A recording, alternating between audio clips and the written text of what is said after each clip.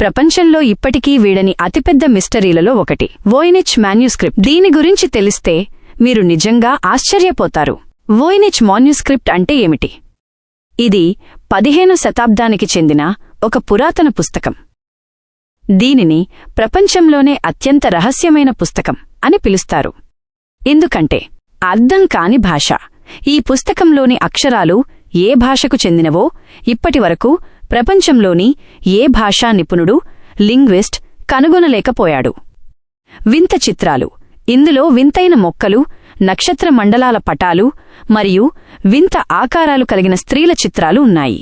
ఎవరు రాశారు? దీనిని ఎవరు రాశారో, ఎందుకు రాశారో ఎవరికీ తెలియదు. ఇది ఒక వైద్య గ్రంథమా, మంత్రతంత్రాల పుస్తకమా, లేక కేవలం ఒక నకిలీ పుస్తకమా అనేది ఇప్పటికీ ఒక మిస్టరీనే. ఆసక్తికరమైన విషయాలు. కోడ్ బ్రేకర్ల ఓటమి. రెండో ప్రపంచ యుద్ధకాలంలో శత్రువుల కోడ్స్ను ఛేదించిన మేధావులు కూడా ఈ పుస్తకంలోని కోడ్ను విప్పలేకపోయారు. కృత్రిమ మేధ, ఏఐ ప్రయత్నం.